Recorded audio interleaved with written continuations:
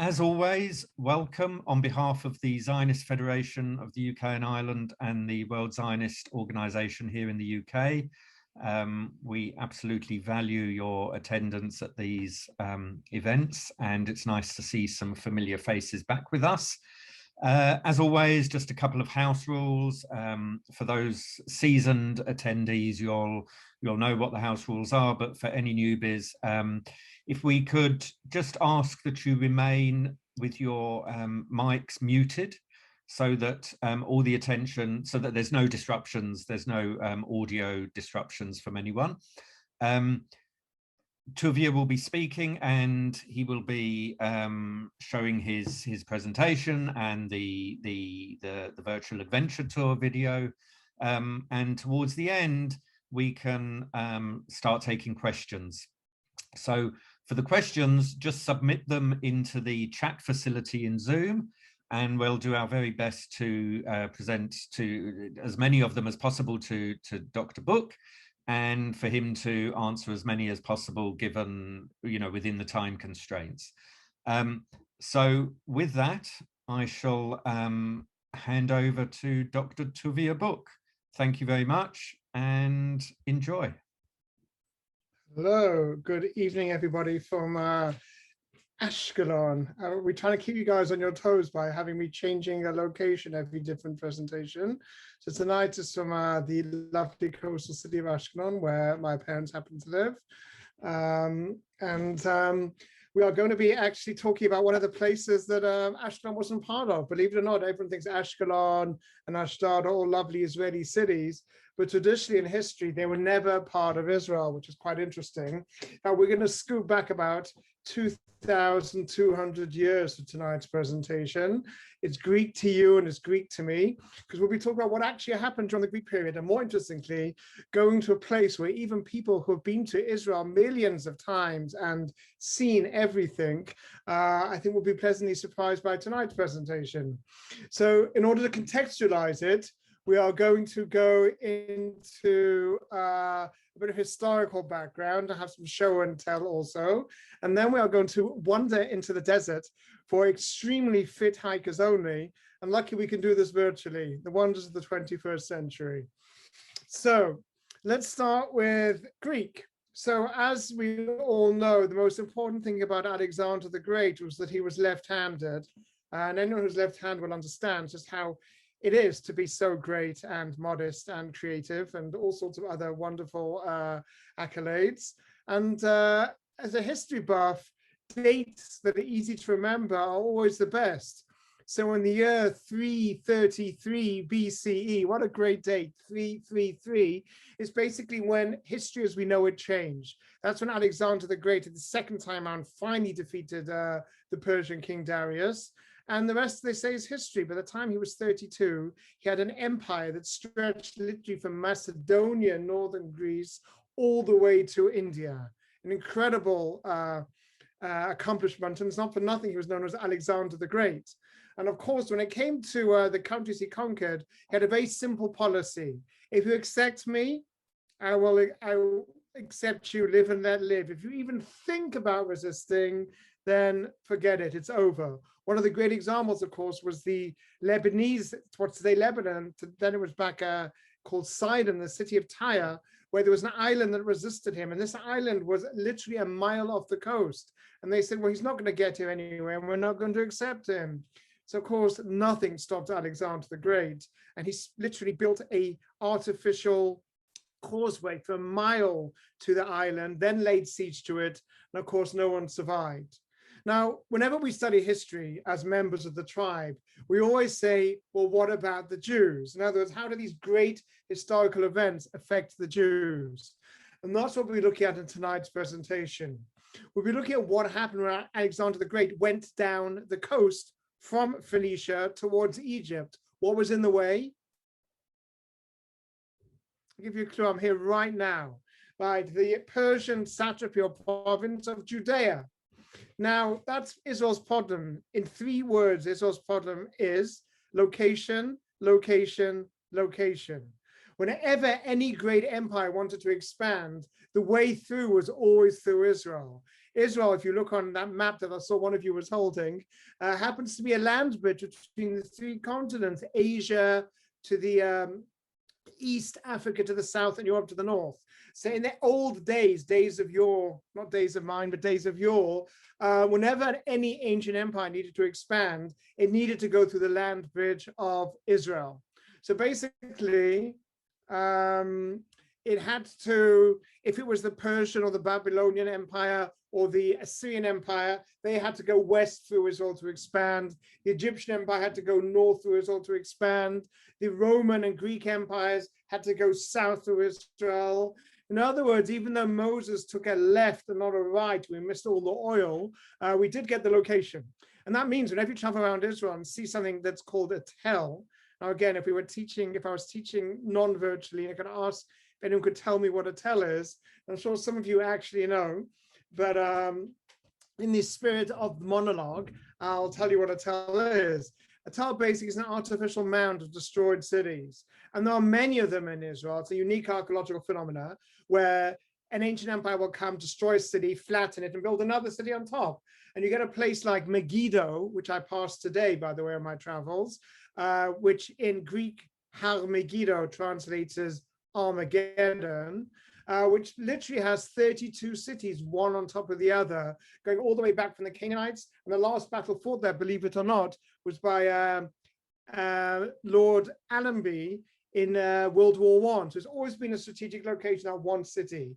And that's the situation in Israel. Every ancient empire, everyone who's who, the who's who of ancient empires, the Assyrians, the Persians, the Greeks, the Babylonians, the Romans, the Byzantines, the Arabs, the Crusaders, everyone wants Israel. It's in the way. And later on, it also became a religious issue as well. We know whenever religion enters something, death and mayhem are sure to follow behind it. So let's go back to what we're talking about, which of course is the strategic importance of Israel for Alexander the Great. He gets to Judea. What does he do? It's very interesting. There's a lot of history of Alexander the Great, written by both in the Jewish sources and the Greek sources. But on one thing, everyone agrees, and that's he didn't destroy Judea. He actually, not only did he not destroy it, he left it. The temple stayed standing. Now, the Persians have been here since the time of Ezra and Nehemiah, about 536 BCE. And for 200 years, till Alexander the Great came here, what happened in Israel?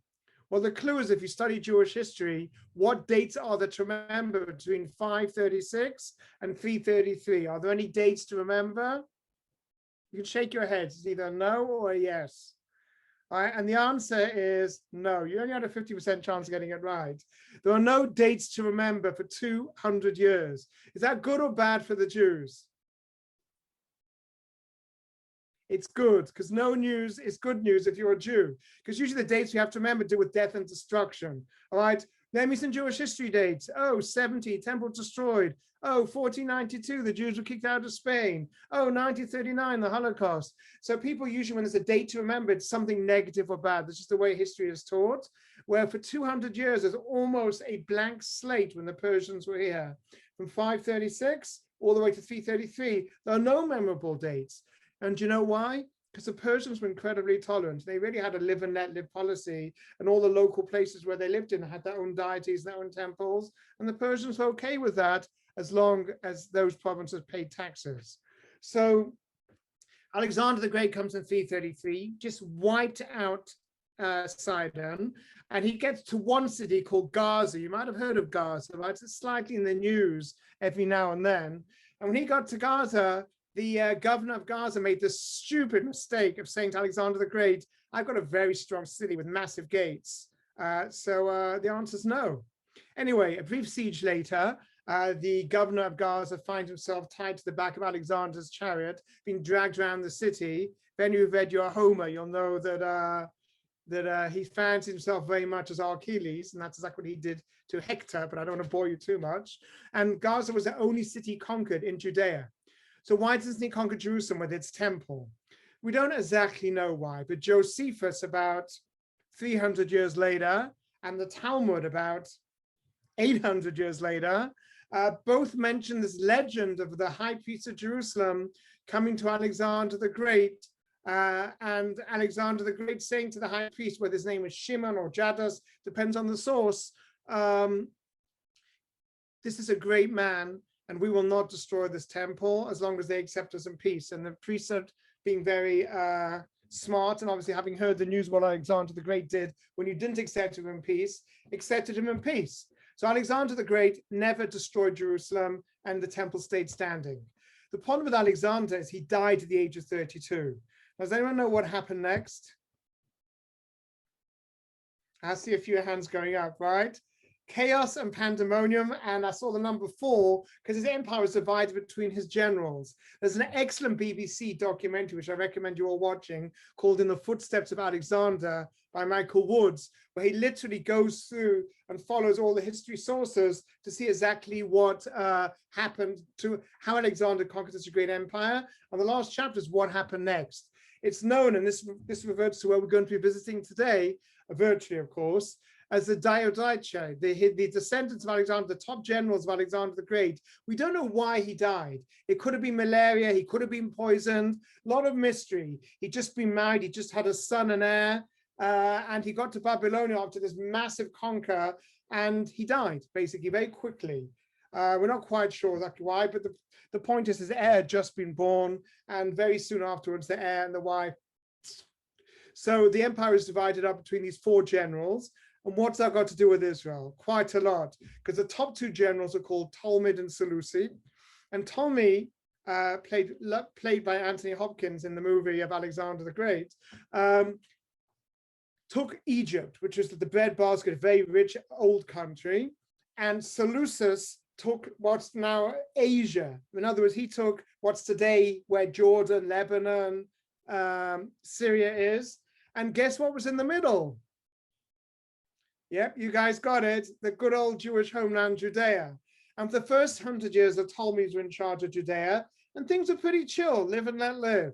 And then the Seleucids defeated the Ptolemies in battle, and that's where things come bad. And we end up with a story that we celebrate every year called Hanukkah. Because the Seleucids, ruled by Antiochus IV, weren't so tolerant, and they were also desperately poor as well from lots of battles. And they basically tried to do something called religious coercion, where they tried to force extreme Hellenism on the locals. Some of the Jews accepted it, usually the more wealthy Hellenized Jews anyway. And some of them, usually the more rural provincial Jews, didn't accept it. The result was a civil war and a war. Hanukkah, which broke out in the year 162 BCE, wasn't just the Jews against the Seleucids, it was also the Jews against the fellow Jews who have been Hellenized as well. That part's not usually emphasized in Jewish education, but there you have it. It was a civil war and also a war against Greek culture. In fact, my friends, it was the first religious war in history. Until then, all the other wars have been about territory and about conquering land. And this one was a war of beliefs, of Hellenism and Judaism, or against Judaism. And basically, once the Maccabees defeated the extreme Hellenists, one after one, all the brothers were either died or assassinated. The famous Judah the Maccabee died in battle. His brother Eleazar died in battle. His other brother Jonathan was assassinated.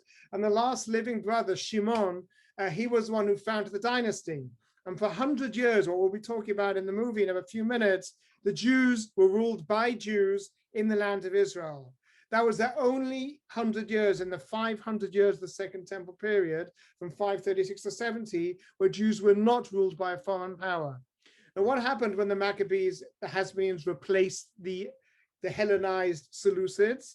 They morphed into them. They became them, right?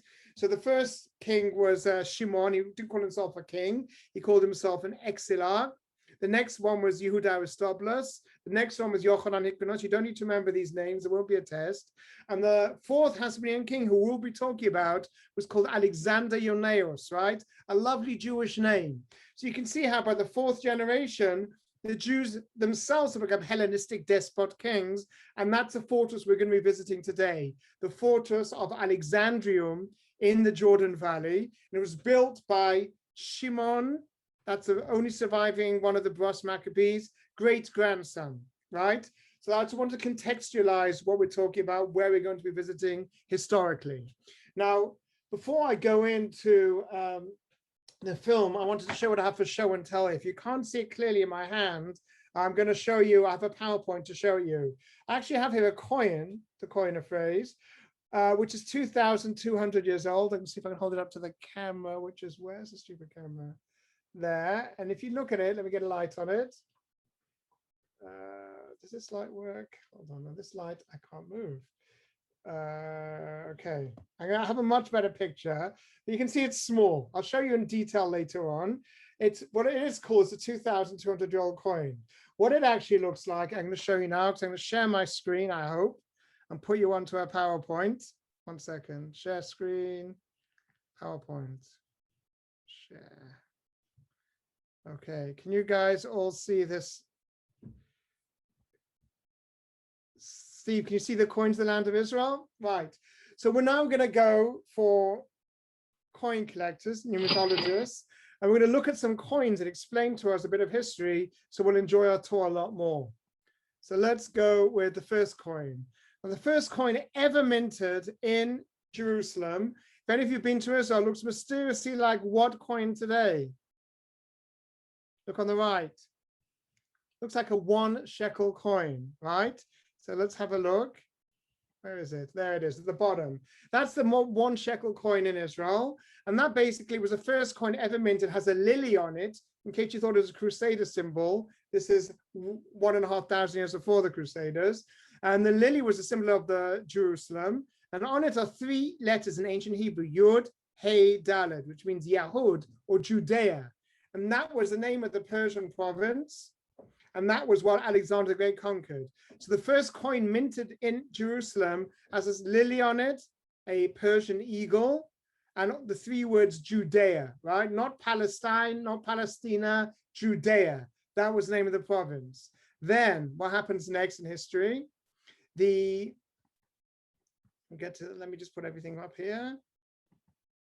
The 333, the Alexander the Great conquers from, if you see the arrow, from Macedonia all the way through to India over here, and they mint coins. This coin was minted by Ptolemy. He was one of Alexander's generals. He ruled Egypt in the south, and on the left he based his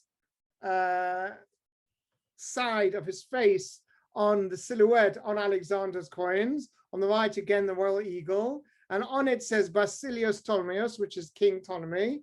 And this was the coin minted by the Greeks, right? Silver coin has a very high silver content, and to such an extent that it was actually used in the temple as a silver shekel. So you might say, well, how can you use such a coin in the temple when it has a pagan image on it? And the Jewish answer is, but it has a very high silver content. So that's why it was used. So this is the famous Tyronian shekel. Now we get on to there is Alexander in all of his glory, to the first Jewish coin. Now this is one of the coins I held up to show you before. I actually have the original one in front of me, which is pretty cool. So I'm holding, so you can see how small it is. It's like the size of my fingernail, right? That's the coin. So you can see on the one hand, it has a cornucopia, which is the symbol of plenty. On the other hand, there's an inscription in Hebrew. And they're all saying, wait a second, that's not Hebrew. We can't read that on the left. That's because it is Hebrew. And what we call Hebrew today is actually Aramaic square script, which the Jews took from Babylonia. This is traditional Hebrew. It hadn't been used at all in the Second Temple period, but the Hasmoneans revived it as a patriotic symbol. And what it says, you're about to see, is the following. Yochanan, the high priest and council of the Jews. Now, that's a very interesting coin. I'm going to be referring to it in a little bit. So basically, this is a coin minted by Alexander Ioannius, but he doesn't call himself Alexander Ioannius in this coin. He calls himself Yochanan the Kohen Gadol, the high priest. But it's amazing that I'm actually touching it, and you can actually see it, Jewish history. It's not just the Hanukkah geld from the menorah. This is an actual coin minted by one of the Maccabees. All right, so check out this one. This is Alexander Ioannius again, whose house we're about to visit in about 2 or 3 minutes. And on the one side of the coin, it says where the anchor is, Basilios Alexandrios, right? For those of you that read Greek, King Alexander. On the other side, in between the star symbol, has the Hebrew letters spelling out Yonatan HaMelech. So on the one hand, the Hasmoneans come along and say, we're replacing these nasty kings, and then they become the kings. And they also adopt their Greek names, Alexandrios, Alexander Yanai. But on the other hand, to try and mollify the Jews, they still keep Hebrew on both coins. The question is, can you have your cake and eat it too? So here we are, 2 generations later, very Hellenized, but still remembering some of their Jewish roots. And if you look at the map on the right, I think that's fascinating. That's how large a Hasmonean Empire was. And I juxtapose it on a modern map of Israel. So you can see that Alexander Yanai's Jewish kingdom also included what's today Jordan and Syria. So in other words, if they were still around today, there wouldn't be a Middle East peace problem because the Jews would own all the countries in the Middle East. But that was the largest the Jewish empire ever got. Clearly on the other side of the Jordan, way into Syrian Jordan. And that's the empire that we're about to see now when we go climbing. All right. So again, the tax coins I mentioned had the Greek gods on them. And I wanted to show, I just wanted to finish off with one more coin. This one over here. So just fast forward a little bit. We know when the Romans captured Jerusalem about, let me do my maths a bit, 120 years after the Hasmoneans fell, they minted a coin saying Judea Capta. And on that coin, you see a palm tree symbolizing the Jewish homeland. On the left, a proud Roman soldier. On the right, a Jewish woman weeping. And that's Vespasian, the guy on the left. The Jews, when they came back to Israel in 1948, they also minted a coin. And this is their coin. Not this one. Coming up to it, hold on. That's Judea Capta over there, folks.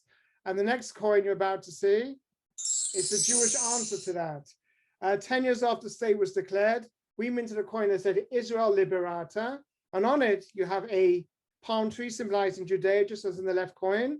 The Roman soldiers vanished, just like all our enemies have vanished into history. The Romans, the Greeks, the Babylonians, the Persian, all vanished. Instead of the Roman soldier, the Jewish woman who was weeping on the right is now standing up and holding a baby into the air, showing the rebirth of the Jewish people. And her husband, who's clearly very well trained because he's down on his knees, is on the right, and he's planting a sapling to show the rebirth of the Jews in their land. So coins are very important propaganda tools, and we can learn a lot about history through coins. You can also learn a lot about history by going to the sites themselves. And that's what we're about to do now. We finished the passive part of it. Now we're going to get our running shoes on. We're going to get hot and sweaty. And we're going to go into the Jordan Valley and try and find the fortress of Alexandria Yanai. As in all of my videos, you'll notice another person with me, Shmuel Shantan, a fellow tour guide, originally from South Africa. And we make these films together. He does all the editing and the music effects. And together we're going to take you to the Jordan Valley to try and find the physical remains of the last Hasmonean king, Alexander Yanai. And we will see what he built and try and understand why he built it by actually finding a highly inaccessible place, which I have to be quite honest with you, this is the first time I was there as well, and I've lived in Israel for decades. So it really is about off the beaten track as you can go, especially when you see the last schlep to get to the top. Over to you, Steve. So I'm going to unshare. Thanks, Tuvia. Okay, this was recorded, by the way, folks, a week before Hanukkah, as you'll see by the references.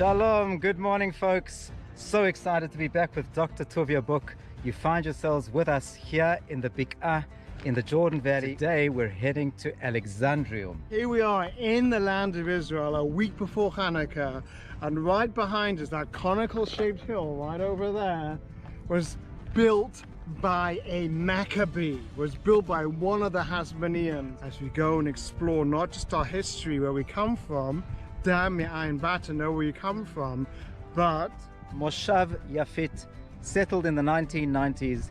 It's one of the largest agricultural settlements here in the Jordan Valley. And as Tuvia mentioned, history connecting it with where we are today. Have a look, a flourishing settlement in this beautiful desert landscape, giving you a very hopeful feeling that the future is bright and beautiful. Beautiful flock of black kites.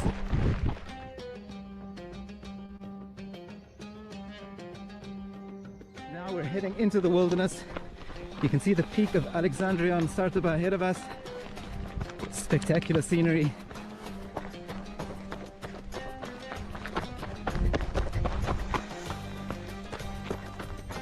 Okay folks, if you look at the route profile here, we've covered 5 kilometers. We've climbed from minus 67 meters, and our aim is to get to the peak, 400-meter climb. But now the hard work begins. We're following the red and white trails. Every 50 meters or so we've spotted them, so it's very well maintained, well marked, but always best to have a map with you, or we have our friendly Garmin Phoenix 6 with the route that we pre-planned, so we just follow the prompts as we go along. Look at that climb behind us. Steeper and steeper as we go along. Woo! Dr. Book is looking for diagnostic shards. I'm just looking for the top. Oh, look at the size of this one. What are we talking here, Dr. Book? Check at this. Think quick.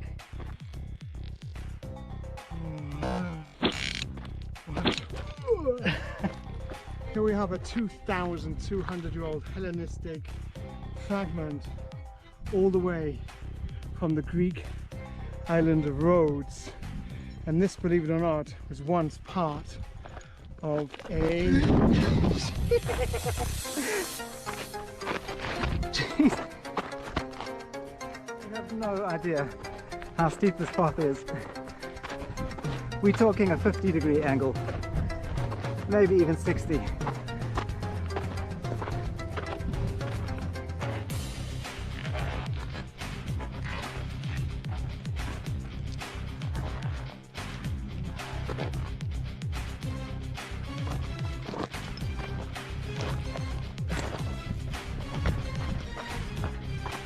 Ah, there we go. Can run the section. You're actually running on. I'll give it a try. Momentum. Alrighty, here we are at the peak of Alexandrium. We'll first start with a view southwest of us in the direction of Jerusalem. You can make out the peak of Mount Olives, Har Zaitim, but behind me, the clear backbone, the heartland of the Promised Land, Gav Hahar, the spine of Israel. We're looking towards the northern Sumerian settlements. Now I want to focus on this incredible wall behind me, a wall that should excite you because it is connecting us with a period, really what we're entering next week, the festival of Hanukkah.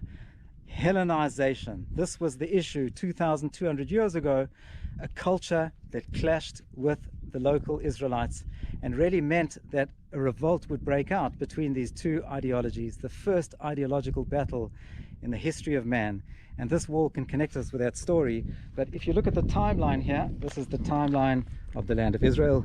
Many periods we can deal with, but today we're going to be focusing on the Hellenistic period, which is just after Alexander the Great, 333 BCE, the incoming culture of Hellenism, landing up with a clash during the Seleucid rule. Am I correct in saying that? The Maccabees revolt against this culture. What is it all about? What do these stones behind me tell us? And I think let's get a closer view of it, Dr. Book. Let's go right up and see a stone that can really tell us it does belong to that period. Okay, here we are, folks, at the southwestern corner of a monumental structure, undoubtedly the fortress of Alexander Ionaeus, the fourth Hasmonean king. How do we know that this is Hasmonean? Because they left their signature. This is their signature. Look at this stone over here. These stones are laid out in what's called headers and stretchers. The long ones are stretchers, the short ones are headers. Dry construction, no cement, and the classic Hasmonean signature. Around here is a margin beautifully chiseled. In the middle, left rough, is something called a boss. This has one purpose, and that's for aesthetic reasons only. And this is a signature that says the Hasmoneans were here. Later on, Herod beautified it even more by flattening out the boss, so you get the types of stones you see in the cave of Machpelah and the Temple Mount itself. But we are now around 100 BCE in our history, and this is a fortress built by none other than King Alexandrium. So was he the boss, or who's the boss? His wife, who he named the whole fortress after, because a happy wife is a happy life. In the hill town of Modi'in, which just happens to be where Shmuel and I live today, a family, the Maccabee family, the Hashmonaim, rose up in revolt against both the Hellenistic oppressors and the Hellenized Jews, and celebrated in the story of Hanukkah that happens next week was their unbelievable victory in military terms.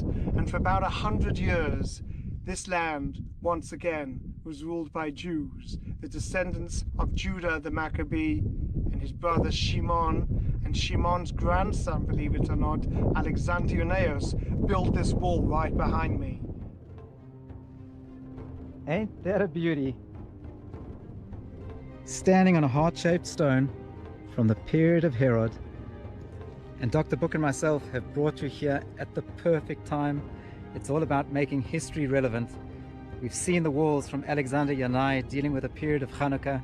Here I'm standing on a stone from the period of the Second Temple under the rule of King Herod. And let's talk about these stones that surround the lower section of the hill of Sarataba.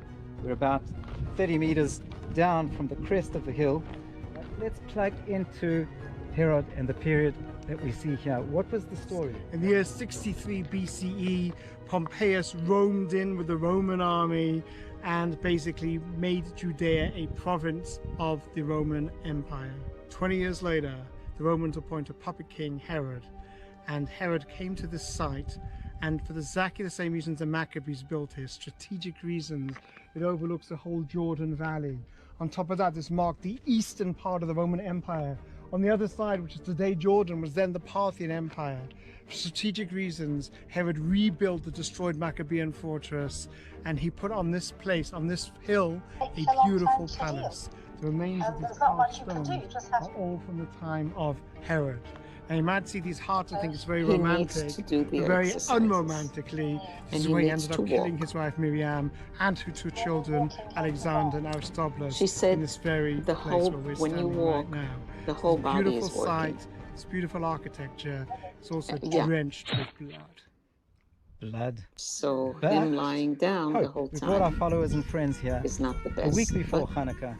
We're dealing with the history I of can only do Hellenism. so much. Here we're dealing with the period of the Romans. Behind us we're looking JJ. towards the Yabok, which is the stream that runs into the Jordan. We know it well because this JJ week invited we'll everyone read to go to dinner. the Bible, microphone. Genesis Fish chapter curry, 30. which he likes and I don't, which Alicia likes, she doesn't. So, Someone who's not muted here. but he wouldn't go. Hang on, I'm trying to sort it. So I'm still busy with him the whole day. Someone with an American accent. Yeah.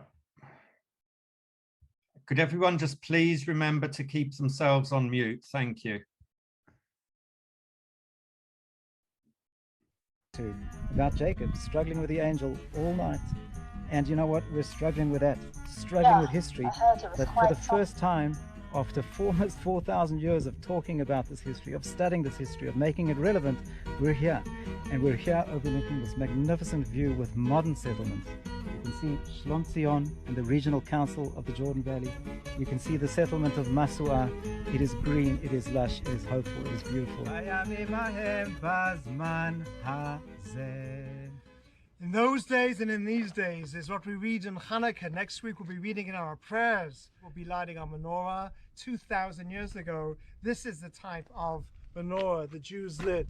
This is an oil lamp from the Hellenistic period 2,200 years ago, and the light still shines brightly with the Jews. We are taught in the book of Proverbs, Mishlei, Ner Hashem Nishmat Adam, that the candle of God is the soul of man. For 2,000 years, even in exile, the darkness of exile, the Jews had a hope, had tikva, lihiyot am chofshi ba'artzenu. And today, as we celebrate Hanukkah, that hope has become a reality. After 2,000 years in the darkness of exile, the Jewish people, led by our youth, who revived our language, who revived our land, who defend our land, brought us back by Amim Ahem Bazman Hazeh. Chag Sameach. Chag Sameach. Okay, we'll do a quick stop here at the cisterns. This is about 50 meters down from the peak of the hill. Okay, so folks, first of all, could we just ask whoever's It's supposed to be a nice day, very nice. Sorry, could whoever's got there, Yes. could you please mute yourself? Okay, is that better? Yeah. Yes. Okay, good. So basically, we finished the historical part. We're going to go to the nature part afterwards. But I did want to mention something that might have been of notice to some of the women here. And that is, whenever we study history, whether it's Jewish history or general history, it all seems to be about DWMs. Do you know what that is, anyone? The DWM? Dead white males, right? Where are the women, right? Where are the women in history? So you might notice that, you might remember, if you have a little bit of recall, that the fortress we visited was actually named after his wife. Her name was Salom Alexandria, or in Hebrew, her name was Shlom Tzion, which literally means the peace of Zion, which is a beautiful name. And she succeeded him. She was the only queen in Jewish history who ruled in Judea, right? We're not talking about Queen Esther. If she existed, that was in Persia. And we're not talking about Deborah, who was a prophetess, but the only queen of the Jewish people was Alexandria's wife, Shlom Tzion HaMalka, or Salome Alexandria, because like most of you, they all had Jewish names, and you have English names. They had Jewish names and Greek names, and the fortress is named after her. So I did think it's appropriate right now to mention the woman who the fortress is named afterwards, because interestingly enough, even though the males get all the spotlight and the coins, she was actually the most successful ruler of all the Hasmoneans, and also the last one as well. Fascinating woman, and basically even the problem with the Hasmoneans is they managed to do within 100 years what they'd fought against. They became very Hellenized, and the more traditional Jews who initially had been the core of the revolt against Hellenists now became the core of the revolt, or the core of the anti-Hasmonean feeling. As you want to know, if you want to talk about sects, that's S-E-C-T-S, sects. For those of you who thought I was thinking of another word, the Second Temple period towards the end, the Jews as today were split. Today we usually split along religious lines. You have Orthodox, ultra-Orthodox, conservative, reform, liberal, none of the above, 2 Jews, 3 opinions, the synagogue you go to, and the synagogue you would never set foot in. It's nothing new. Back in the time of the Hasmoneans, there was also 4 major sects. The first sect, as we know, were called the Sadducees, the Tzdukim, and those were the priestly, Hellenized, wealthy Jews who lived in what was called the upper city of Jerusalem, where today's Jewish quarter is. Then there was and their mother language was Greek, or Koine, which was a form of Greek. They used Hebrew like we do, but it was for liturgical purposes. Then there was the average man on the streets Jew, called the Pharisees, or the Prushim, the separated Jews. They were less cosmopolitan. They lived more in the rural areas. Their language they were most familiar with was Aramaic. And again, Hebrew for them was a language, it was a religious language. And it was like oil and water. They did not get on. Now, in case you think that's bad enough, 2 totally different sects of Jews at this time period, there was a third sect called the Essenes, who said a plague on both of your houses, and they said, you both suck, and we're going to go move out to the desert and form our own hippie commune and write scrolls and go to the mikveh. And they, of course, went to Qumran, and the famous Dead Sea Scrolls came from them. Very small sect, but they got a lot of headlines. They were so unusual that Josephus wrote more about them than any of the other two sects, even though numerically they were very small. And of course, they shot to fame in 1947 when the first of the Dead Sea Scrolls was found, their library. And if that wasn't bad enough, the Pharisees were usually quite non-militant. They're usually quite peaceful. In fact, one of the most famous Pharisees was a guy called Yehoshua ben Yosef, otherwise known as Jesus Christ. And if you read his writings, if you look at the Sermon on the Mount, for example, he wasn't out to start a new religion. Most of what he said was aimed for the Jews. However, he did have one little sentence about turning the other cheek, which we don't find in Judaism. But the Pharisees generally were quite a peaceful bunch, except for when they felt their religion was being threatened. Then hell has no fury like a religious Jew or any religious zealot who feels scorned. And a very extreme sect came out of the Sadducees called the Sicarii, or the Zealots, who were basically very militant and very much caused the revolt against the Romans about 120 years after the Maccabees. Anyway, going back to Alexander and I, was he a nice guy or not a nice guy? If you were a rich Hellenized Jew or Sadducee, you loved him like he was your main man. If you were Sadducee, sorry, if you were a Pharisee, not so much. Not only is Judaism like American law built on checks and balances, where in America, a president can't have extreme power because you have judicial, you have different branches, a legislative branch, 3 different branches. In Judaism, you have a prophet, a king, and a priest. So it's 3 different crowns. It's not all power concentrated to one hand. What Alexander and I did in the Maccabees, they took both the spiritual power and the earthly power and combined into one job. So they were both the high priest and the king. And according to Judaism, the only king can be descended from the house of David, which they definitely weren't. So the more religious traditional Jews took offense. And an incident happened, which I'll tell you about, and you might think it sounds amusing, but it wouldn't be if you were there.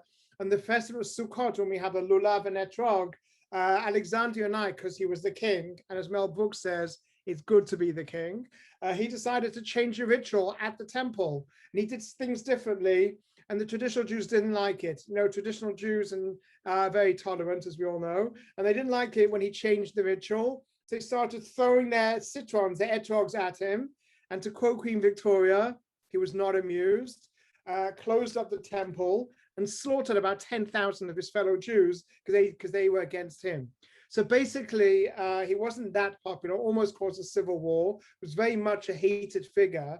And yet his wife, who he left the throne to because his sons were too little, she united the Jews, and both the Pharisees and the Sadducees admired her. And for the 9 years that she ruled, Judea knew peace. She didn't go out and conquer people. She solidified the reigns. She made peace amongst different sects of Judaism. Her only problem was that she died too young. And even though she was old, she died before her children came of age. So of course they both wanted to rule, and they made the mistake of going to the most powerful ruler, as at the time the Romans, say, can you decide? And of course the Romans decided by coming in and invading Judea themselves. So it's very interesting that the woman who's not mentioned that much, has no coins named after, we don't know what she looked like, but she was one who actually in the brief 7 years of rule united the Jews. That's Shlom Tzion HaMalka, still very much venerated and very much not in the headlines. So just a brief bit of personal, I should say, publicity is in another month. I have a book coming out on the Second Temple period called Jewish Journeys. And I deliberately devote a entire section to women, especially Shlom Tzion HaMalka, who really stood out. And we all know that if women ruled the world and were generals in the army and heads of state, there'd be a lot more peace and a lot less bloodshed and a lot more common sense. So that is my feminist element I needed to add into the story of the Hasmoneans. So basically, I wanted to conclude by showing the nature that's next to the history, because in Israel it's a fascinating country. It's not all historical sites. You know, whenever I guide birthright groups or tour groups, they see another pile of stones and go, oh no, same, different stones, same story. We're just waiting for some story here. And the truth is, in Israel, the remains aren't so impressive. You just literally saw a pile of stones. If you want to see amazing big remains, Go and see the Colosseum, go and see the pyramids, go and see the Parthenon. The difference in Israel, when you see these little stones like the ones we just saw now, it's not just a history lesson, his story or her story, it's our story as Jews. And that's what makes it fascinating. So it's not just a land of archaeology and historical sites, it's also a land of tremendous natural beauty. So before we go on to the last segment, which is the springs that are around this fortress in the Jordan Valley itself, I'm going to take some questions. I can see there's a question at the bottom. How did they schlep the stones up that mountain? Okay, there's something called the Yiddish kop, if you guys have heard of it, which is the Jewish head. They're not stupid. They just quarried the stones from the top of the mountain and shaped them. Just all the local stone that's there. It's limestone. It's called Jerusalem stone, but it's basically CaCO3. It's limestone. It's right there. They just quarried it on the spot and shaped it into place. And as I mentioned before, there's no cement there. Just the sheer weight of these monumental stones keeps them standing. It's called dry construction. Are you a historian? What do you guys think? I do. My doctor's not in history. My doctor's in education, but I'm a keen historian, and I've just, as you know, have a book coming out next month, which I'm sure the Zionist Federation (WZO) will be putting on their mailing list when it comes out on this period, on the Second Temple period. Next question. I'm just reading all these things. What was the relationship between Mariam, the wife of Herod, and Shlom Tzion? It's a different time period. Basically, Mariam, the wife of Herod, was the, let me get this one right. She was the granddaughter of Shlom Tzion.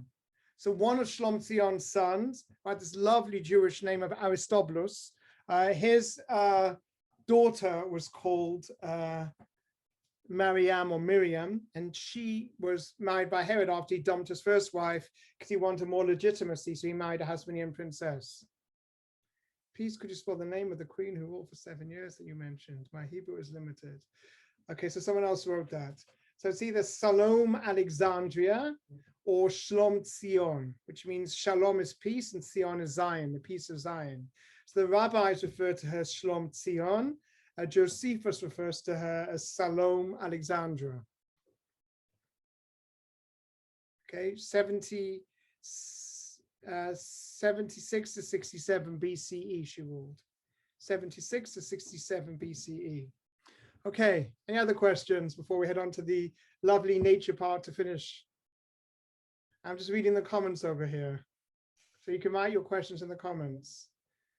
Okay, thank you as well. Thanks, always appreciated. Any questions about the Hasmoneans, about what we just saw? Going once, going twice. Okay, so think about it for the last section. The last section, we're going to go, we went down the hill and we're driving to some beautiful springs that are nearby in the Jordan Valley itself. And you'll see we had a bit of trouble getting home. So we had a very unique traffic situation that only happens in the Middle East. That's all I'm going to say about that for now. So check it out. And whilst you're watching it, if you can think of any other questions, I'll be happy to take them at the end. Steve from like 1420, I think. Starts in the car. Let's see where we're at. Okay, can fast. Yeah. Okay. Okay, go from there. That's good.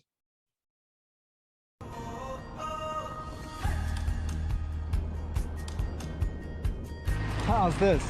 Just next to the road, flowing waters in the desert.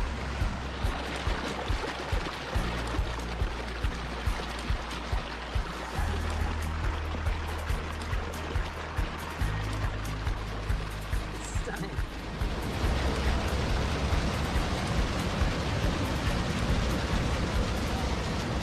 Check it out, flow. That's decent flow in the desert.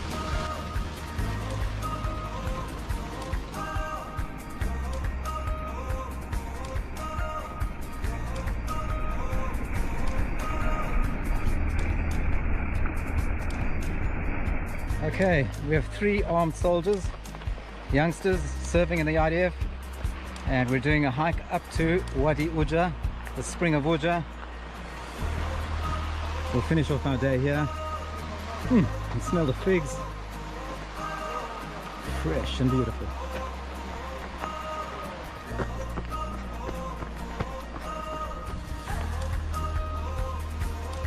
Ein Uja. 1, 2, 3. Oh!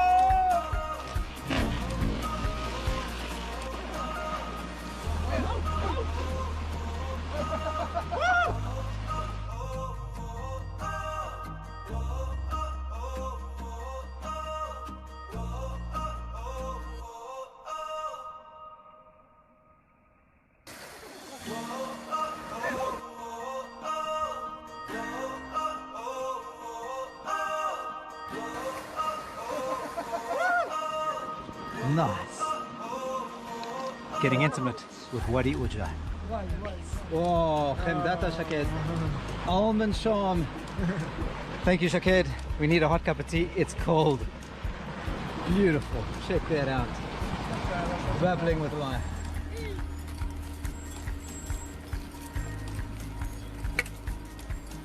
You know you're in Israel when you get caught in a sheep jam. Oh yeah, there's a reason I'm late. And this is it. Sunrise, sunset.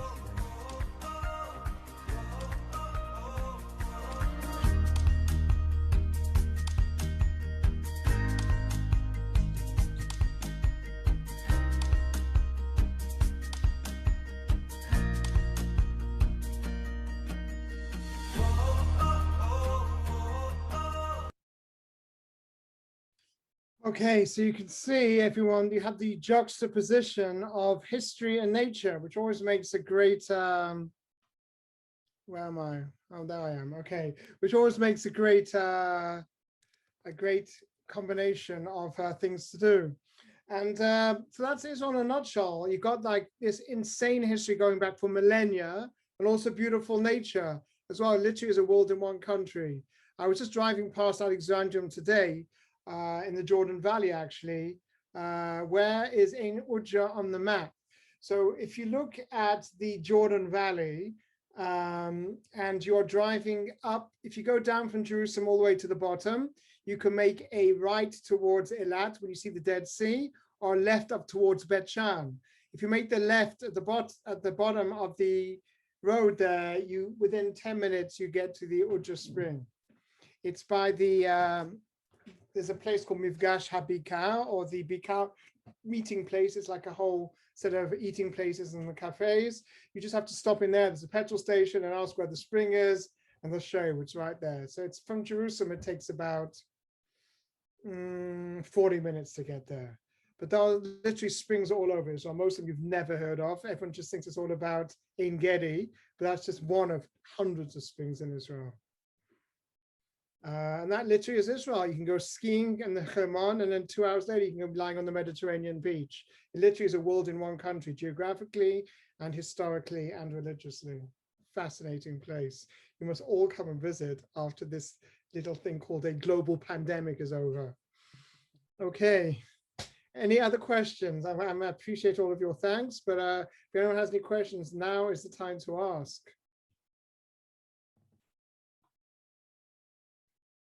So any historical evidence for Hanukkah? When was the Book of the Maccabees written? Okay, so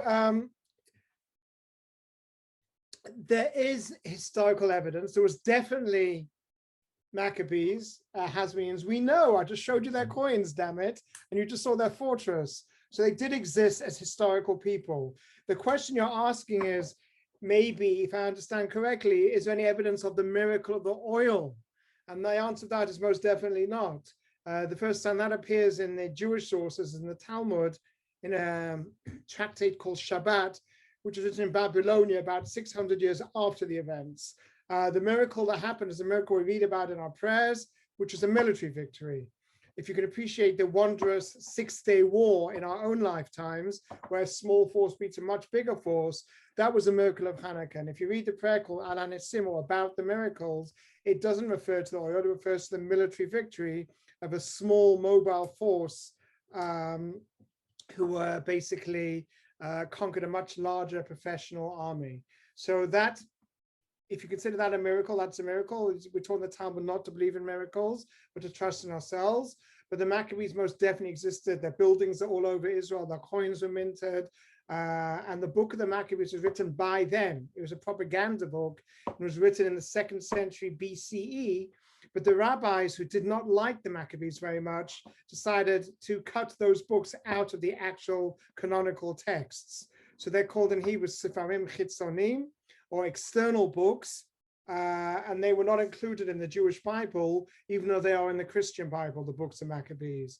So the rabbis very unceremoniously decided to stop the holy book of the Torah just before the Book of the Maccabees was supposed to enter the canon, and they're not actually included in the biblical canon itself. But they were written contemporaneous to events, and they don't mention anything about oil burning for 8 days. They do mention the military victory, and they do mention an 8-day holiday. That was simply Sukkot that took place with a bit of delay. What was the source of the water? No, there's a spring there. There's a spring. It's year-round. There are many springs in that area, and that's also part of the spring that goes up to Wadi Kelt and also provides Jericho with water year-round as well. Perennial spring. Okay, thank you very much. I'd like to wish Maria a happy birthday, which is going to be in 2 hours' time. Yom Holadet Sameach, Tuvia. Thank you very much. And I And look forward to thank you. seeing you guys for the next one in the series, which will be after our August break. As they say in Hebrew, Acharei HaChagim. After the holidays, we'll carry on with our series and we'll carry on with our lives. Looking forward to it. Looking forward to it. And please God, it won't be too long before all of us are just free to travel freely and to come to Israel and have you guide us around. So, awesome. God. Thank you everyone for joining us on behalf of us, the ZF and the WZO here in the UK. Thank you. Take care and look out in our newsletters and on our social media for the webinars that we're planning for after Acharei HaChagim, as Tuvia said, after the holidays. Tuvia, happy birthday and take care, everyone. Thank you. Bye. Bye-bye. Bye.